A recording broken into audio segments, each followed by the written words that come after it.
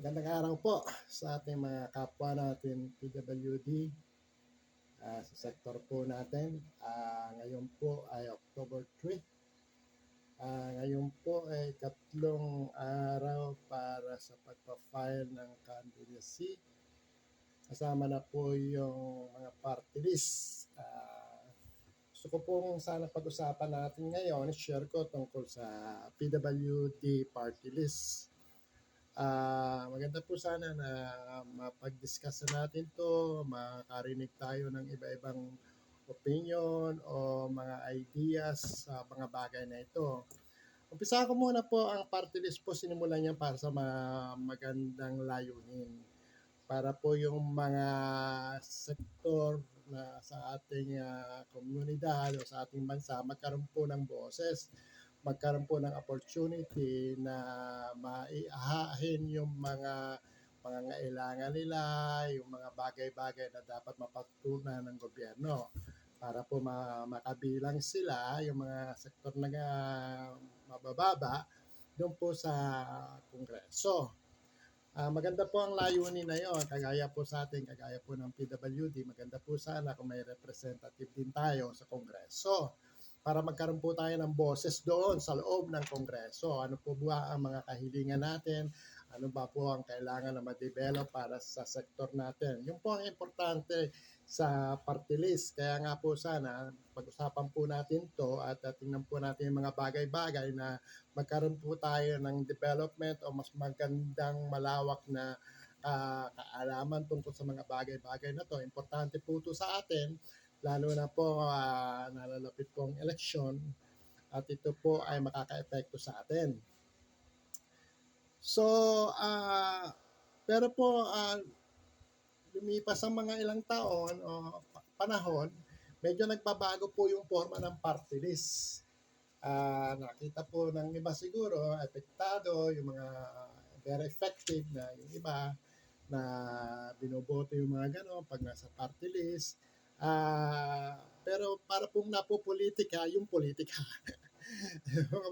Kasi po ang ibig ko po sabihin, kasi po sa party list, hindi naman kailangan na, halimbawa, example po, sa PWD, hindi naman pwede kang magtayo ng isang party list, hindi naman kailangan na ikaw ay isang PWD.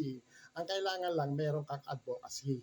Gusto mong tulungan yung sektor na yon, gusto mong ma-involve, gusto mong pangunahan para ma-develop, para matulungan. Yun po ang isa sa mga nasa party list.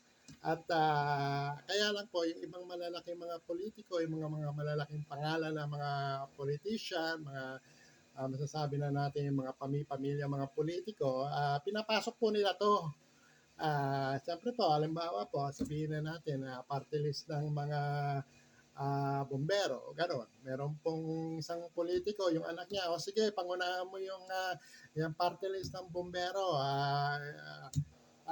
Subukan mo na gumawa ng grupo at mailagay sa Kongreso. Pero po sana, ang maganda po sana doon, pag yung medyo yung ibang mga politiko, pag pinasok po natin itong party list, talaga po yung puso natin nandun. Yung pong advocacy natin talaga nandun. Hindi lang po gagamitin natin yung party list para sa kapakanan natin, sa sarili natin, sa pamilya natin o individual. Siyempre po, pag napasok ka sa Kongreso, may mga bagay-bagay na mailalagay mo na roon kung anong gusto mo. Siguro yung mga ibang personal na mga bagay na o whatever po.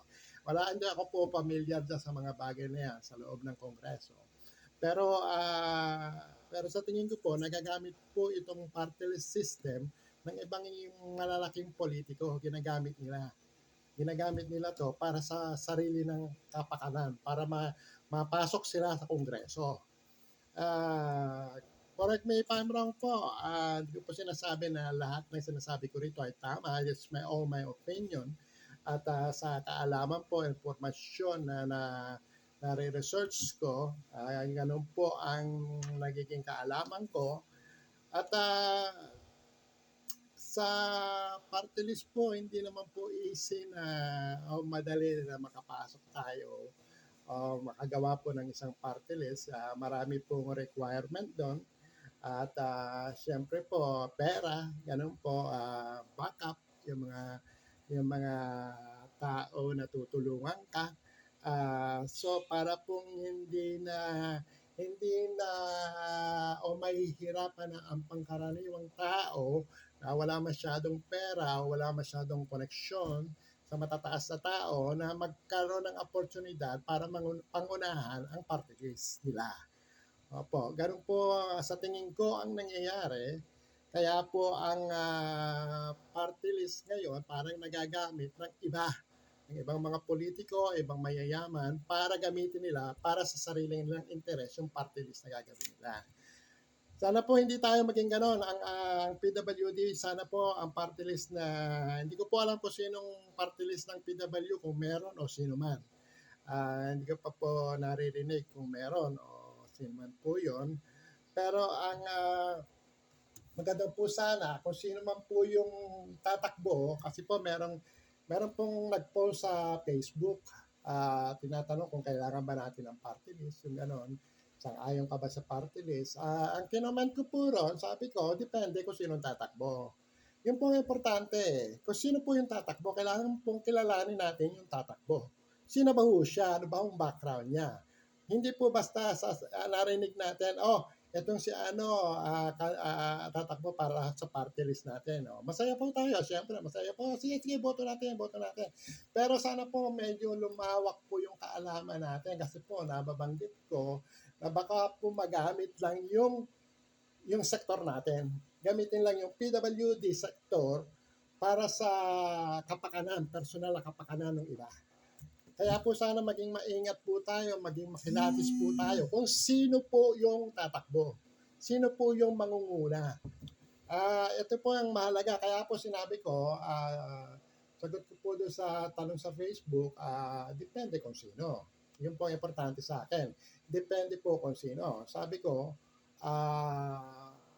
kailangan po meron pong credibility din yung tatakbo. Kailangan po malaman natin kung ano pong ginawa niya, anong background niya, ganun po, ano bang ang goal niya, ano bang gusto niya para sa sektor natin.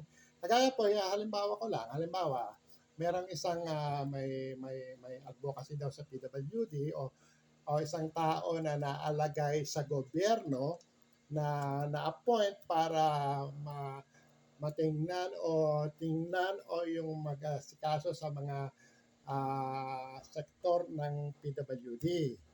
So ngayon po, yung tao na yon di na nalagay sa posisyon na meron siyang karapatan o kapangyarihan o magbigay ng tulong o mapalawak o ma-develop ang sektor ng PWD.